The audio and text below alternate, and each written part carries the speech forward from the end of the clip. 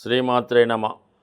ఈ వీడియోలో మనం తులారాశి వారికి అతి త్వరలో జరగబోతున్నటువంటి ఒక అద్భుతం గురించి మనం తెలుసుకుందాం. తులారాశి వారికి మరి మార్చి 29వ తారీఖు వరకు 5వ స్థానంలో సంచరిస్తున్నటువంటి శని భగవానుడు 6వ స్థానంలోకి మారబోతున్నాడు.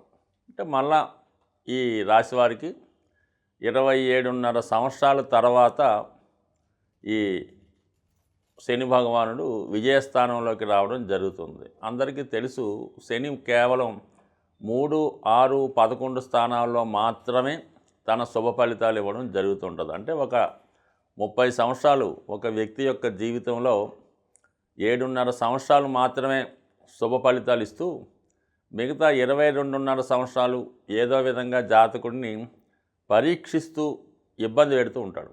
అటువంటి శని భగవానుడు 6వ స్థానంలోకి రావడం జరిగింది మనకి మార్చి 29వ తారీఖున. అయితే అక్కడ ఉన్నటువంటి రాహుగ్రహంతో కలిసి మే 19వ తారీఖు వరకు 2 గ్రహాలు 6వ స్థానంలో సంచరించడం అన్నది ఒక డబల్ బెనిఫిట్ లాంటిది ఈ రాశి వారికి మాట. మళ్ళా మనకి ఈ మే 18వ తారీఖున సుమారుగా 5వ స్థానంలోకి రాహు రావడం జరుగుతుంటుంది. కానీ ఈ మధ్యకాలంలో సుమారు 50 రోజుల పాటు 6వ స్థానంలో ఏర్పడినటువంటి శని రాహుల కలయిక టోటల్గా ఈ తులారాశి వారికి సుమారుగా ఒక 90 సంవత్సరాల తర్వాత ఇటువంటి యోగం ఏర్పడి ఉంటుందేమో. అటువంటి అద్భుత యోగం 6వ స్థానంలో ఏర్పడింది. అంటే దీని వలన ఏంటంటే ముఖ్యంగా శత్రువులపై విజయం, వృత్తిలో అనూహ్యంగా అభివృద్ధి, సమస్యలు అంటే కోర్టు సమస్యలు అవ్వచ్చు, ఆర్థిక సమస్యలు అవ్వచ్చు, కుటుంబ సమస్యలు అవ్వచ్చు, ఈవెన్ అనారోగ్య సమస్యల నుంచి కూడా బయటపడే విధంగా ఈ గ్రహస్థితి ఉంటుంది. ముఖ్యంగా ఏంటంటే ఈ తులారాశిలో ఎక్కువగా సినిమా రంగానికి సంబంధించిన వారు, celebrities, TV, media, news readers, YouTube, ఎక్కువగా రాజకీయ నాయకులు ఉండడం జరుగుతుంటుంది. అటువంటి వారికి ఈ స్థితి 6వ స్థానంలో ఉండడం వల్ల ఉద్యోగ ప్రయత్నం సరే అది చిన్న విషయం. ఈ రాశిలో ఎవరైనా సాఫ్ట్వేర్ రంగంలో కానీ సినిమా రంగంలో కానీ ప్రవేశం కొరకు ప్రయత్నం చేస్తుంటే అనూహ్యంగా వాళ్ళకి టాలెంట్కు మించి ప్రవేశం దొరికే అవకాశం ఉన్నది. అలాగే మరి సినిమా నటులకు కానీ దర్శకులకు కానీ వాళ్ళు ఒక పెద్ద భారీ ప్రాజెక్టు చేపట్టడం కానీ అందులో వీరు ప్రవేశించడం కానీ జరిగే అవకాశం ఉంటుంది. మీకు టెంపరీగా మీకున్నటువంటి నేమ్ కన్నా అధికమైనటువంటి ప్రచారం ఎక్కువగా జరుగుతూ ఉంటుంది. ఇది చాలా అనుకూలమైన స్థితి. అలాగే మీతో ఎవరు పోటీకి వచ్చినా ఈ సమయంలో వారికే నష్టం కలుగుతూ ఉంటుంది. అంతిమ విజయం మీకే రావడం జరుగుతుంటుంది. గతంలో ఏవైనా కోర్టు సంబంధించినటువంటి సమస్యలు ఉన్నా, ఏవైనా ఆస్తి తగాదాల్లో కానీ, బంధువులతో విరోధాలు కానీ, వైవాహిక జీవితంలో సమస్యలు కానీ ఉంటే అవి చాలా వరకు ఈ సమయంలో మీకు పరిష్కారం అవ్వడం జరుగుతుంది. కాబట్టి నిరభ్యంతరంగా ఎంత గొప్పదాన్నైనా సాధించే ప్రయత్నం చేయండి. అలాగే ఈ సమయంలో మీకు పెద్ద మొత్తంలో రుణ అవసరం అయితే, ఏదైనా ఒక పెద్ద ఇండస్ట్రీ పెట్టడానికి కానీ, ఒక ఫ్యాక్టరీ కానీ, లేదంటే ఒక పెద్ద వెంచర్ వేయడానికి కానీ, ఇది ఒక పెద్ద ప్రాజెక్ట్ నిమిత్తం మనీ అవసరమైతే దాని కొరకు ప్రయత్నం చేయడం వల్ల కంపల్సరీగా మీకు ఆ ధనం దొరికే అవకాశం ఉంది. ఇంకా ముఖ్య విషయం ఏంటంటే 6వ స్థానంలో మరి ఈ శని భగవానుడు వక్రి అయినటువంటి రాహుతో కలియడం వల్ల ఏమవుతుందంటే అనూహ్యంగా 12వ భావ ఫలితాలు కూడా ఇవ్వడం జరుగుతూ ఉంటుంది. అంటే మీకు 12వ భావంలో ఈ 2 గ్రహాలు రావడం వల్ల ఇన్వెస్ట్మెంట్ ఎక్కువ చేస్తారన్నమాట. అంటే ఎటువంటి ఇన్వెస్ట్మెంటు? Foreign investment. అంటే విదేశంలో కానీ, దూర ప్రాంతంలో కానీ, ఇతర ప్రాంతంలో కానీ పెద్ద ఎత్తులో అది బ్లాక్ మనీ అవ్వచ్చు, మీకు ఆకస్మికంగా వచ్చినటువంటి లాభం రావచ్చు, ఏదైనా ఒక కోర్టు తీర్పు ద్వారా మీకు వచ్చినటువంటి ధనం కావచ్చు, ఏదైనా ప్రజలకు తెలిసినంతగా కాకుండా అత్యంత ఎక్కువ మొత్తంలో ధనాన్ని మీరు ఇన్వెస్ట్ చేయడం కానీ, విదేశంలో పెట్టుబడి పెట్టడం కానీ, లేదా పెద్ద మొత్తంలో ఆస్తులు కొనడానికి ఈ గ్రహస్థితి మీకు చాలా అనుకూలంగా ఉండే అవకాశం ఉంది.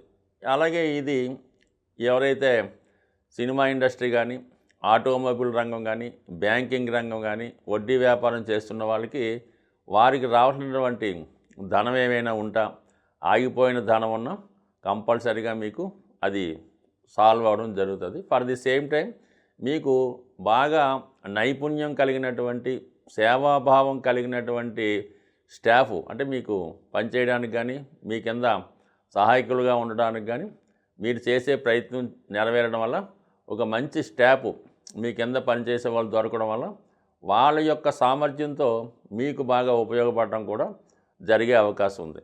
సో అలాగే ఇది చాలా వరకు క్యాటరింగ్ రంగంలో ఉన్న వాళ్ళకి కానీ అంటే ఏదైనా పెద్ద పెద్ద ఫంక్షన్స్ మ్యారేజెస్ చేస్తున్న వాళ్ళు ఏదైనా పెద్ద మొత్తంలో భారీ మొత్తంలో వృత్తి చేస్తున్న వాళ్ళకి ఈ గ్రహస్థితి చాలా వరకు అనుకూలిస్తూ ఉంటుంది.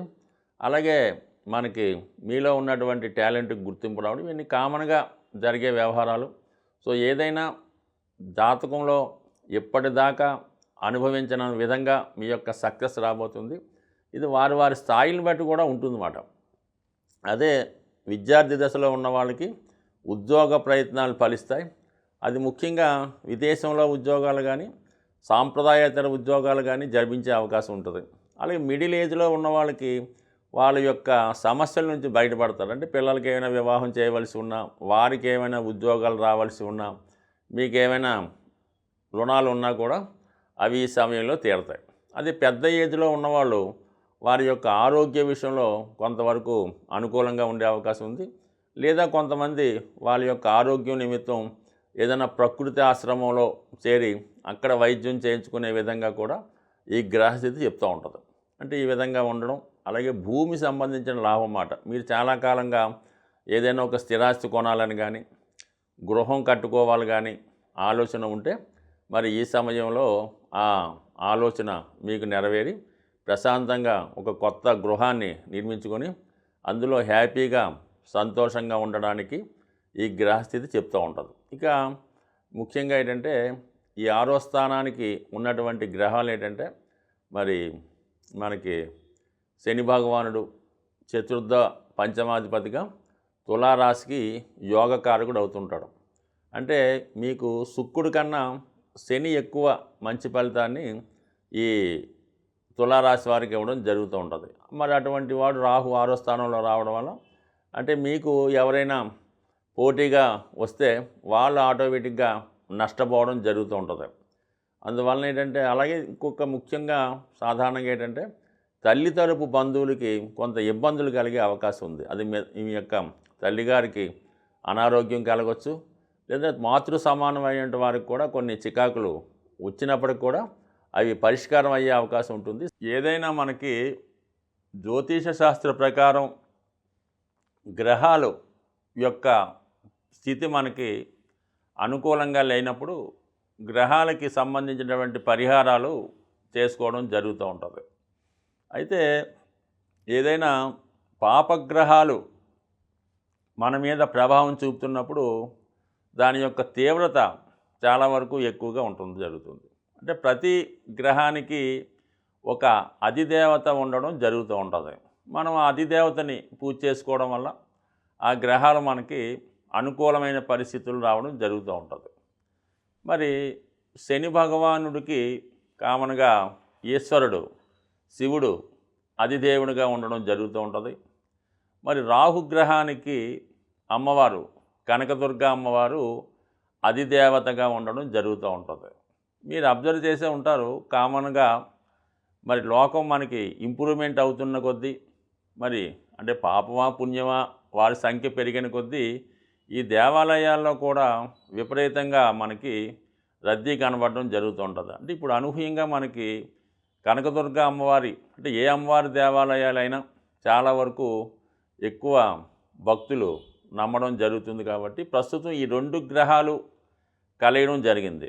అంటే ఏదైతే మనకి శని భగవానుడు రాహు మీనరాశిలో కలిసి ఉన్నారో అంటే మీనరాశి ఏంటంటే ఒక దైవానికి సంబంధించిన రాశి. అంటే గురువు అధిపతి కాబట్టి ఆ గురువు యొక్క క్షేత్రంలో ఈ 2 గ్రహాలు కలియడం జరిగింది. అంటే గురువు దైవానికి సంబంధించిన గ్రహం కాబట్టి ఏదైనా పుణ్య కార్యక్రమాలు, పూజలు, దేవాలయాలు దర్శించడం వల్ల మనకి గ్రహశాంతి జరుగుతుందన్నమాట. అంటే గురువు రాశిలో గ్రహం ఉన్నప్పుడు పూజల ద్వారా ఆ గ్రహాన్ని మనం శాంతింపజేయచ్చు. ఇప్పుడు మీనరాశిలో ఉండడం వల్ల పూజల వల్ల మరి ఆ గ్రహాలు శాంతిస్తాయి. అయితే మరి ఈ 2 గ్రహాలు కలిసాయంటే శివుడు, అమ్మవారు 2 కలిశారు కాబట్టి ఆ ఇద్దరు కలిసి ఉన్నటువంటి పుణ్యక్షేత్రాలు దర్శించి అక్కడ విధి విధానంగా అభిషేకం, కుంకుమ పూజ 2 చేయడం వల్ల ఈ గ్రహశాంతి జరిగే అవకాశం ఉంది. అలా కలిసి ఉన్నటువంటి క్షేత్రాల్లో శ్రీశైలం అంటే మనకి దగ్గరగా ఉన్నటువంటిది, ఉభయ తెలుగు రాష్ట్రాలకి అనుకూలమైన క్షేత్రం ఇది మనకి మన శ్రీశైల క్షేత్రం. అలాగే ద్రాక్షారామం, అలాగే పాలకొల్లు అంటే పంచారామాలు అవ్వచ్చు, ఇలాగా పుణ్యక్షేత్రాలు అవ్వచ్చు, ద్వాదశ జ్యోతిర్లింగాలు అవ్వచ్చు, దేన్నైనా దర్శించి అటు అమ్మవారిని, శివుణ్ణి పూజించడం, అలాగే మన విజయవాడ కూడా దర్శించుకొని ఎక్కువగా ఈ గ్రహాల పరిహారానికి నిమ్మకాయల దండ అమ్మవారికి మనం అలంకరించడం వల్ల చాలా వరకు ఏంటంటే ఈ చికాకులు అంటే ఏదైతే స్త్రీల వల్ల ఇబ్బందులు, ధనం వల్ల ఇబ్బందులు, బ్యాడ్ హ్యాబిట్సు, చెడు అలవాట్లు వాటిలో ఉన్నవాళ్ళు ఈ నిమ్మకాయల దండ వేయటం వల్ల తగ్గుతుంది. అలాగే స్త్రీలకి ఈ ఋతు సంబంధించినటువంటి వ్యాధులు, బాగా కోలుకోలేని వ్యాధులు, ఎప్పుడూ చాలా బలహీనంగా ఉండడం, అదే సంసార జీవితానికి దూరంగా ఉండడం, ఇటువంటి వారు ఈ విధంగా అమ్మవారికి నిమ్మకాయల దండ ఇవ్వడం వల్ల అది పరిహారం అవుతుంది. ఇంకా ది బెస్ట్ రెమెడీ ఏంటంటే ఎవరైతే మగవాళ్ళు ఈ రాహు శని ప్రభావం వల్ల అయితేనే, శుక్ర ప్రభావం అయితేనే ఎక్కువగా సంపాదించిన ధనాన్ని అన్య స్త్రీలకి పెడతా ఉంటారు. అంటే కొంతమందికి అంటే వేరే రిలేషన్ కాదు, అది గిఫ్ట్ రూపంలోనో, ఆఖరికి కొత్తగా ఉద్యోగం వచ్చినటువంటి సాఫ్ట్వేర్ అబ్బాయిలు అంటే ఏ ఎంప్లాయీ అయినా వాళ్ళు వచ్చిన జీతంలో సగం ఈ గర్ల్ ఫ్రెండ్స్కి గిఫ్ట్గా ఇవ్వడం, వేరే వాళ్ళకి ఇలా ఖర్చు పెట్టడం జరుగుతుంది. కాబట్టి అటువంటి వాళ్ళు అంటే ఇది కామన్గా పెద్దవాళ్ళు అన్ని వాళ్ళకి కూడా ఈ ధనం దుర్వినియోగం చేయడం, స్త్రీ బలహీనత తగ్గాలంటే మంచి స్ఫటికమాల, శుభ్రమైనటువంటి స్ఫటికమాల ధరించడం వల్ల స్త్రీ వ్యసనం నుంచి, వాటి ఆకర్షణ నుంచి బయటపడే అవకాశం ఉంది. ఇంకా మనం చేసుకోగలం అనుకున్న వాళ్ళు స్ఫటికంతో తయారు చేసినటువంటి శ్రీచక్రాన్ని ఆరాధించడం కానీ, స్ఫటికంతో తయారు చేసినటువంటి శివలింగాన్ని ఆరాధించడం వల్ల కానీ జరిగే అవకాశం ఉంది. కాబట్టి ఎక్కువగా ఈ రెమెడీ కూడా చాలా సులభంగా వచ్చే అవకాశం ఉంది. ఒకసారి తక్కువతో దొరుకుతుంది కాబట్టి దీన్ని ఆచరించడం వల్ల, అలాగే ఏదన్నా శివాలయాన్ని దర్శించి అక్కడ సుమారు ఒక 4 గంటల సేపు ఏదో ఒక రోజు ఎన్నుకొని ఒక 4 గంటలు అక్కడ గడిపే ప్రయత్నం చేయండి. అంటే అక్కడ భక్తులు సేవ చేయొచ్చు, గుడి శుభ్రం చేయొచ్చు, లేదంటే అభిషేకం చేసుకోవచ్చు, లేదంటే వచ్చిన భక్తులకు ప్రసాదం పంచిపెట్టవచ్చు. ఏదో ఒకటి చేయడం వల్ల మీకు ప్రస్తుతం ఈ రాహువు శని కలయిక వల్ల ఏర్పడినటువంటి ఇబ్బందుల నుంచి తొలగే అవకాశం ఉంటుంది. స్వస్తి.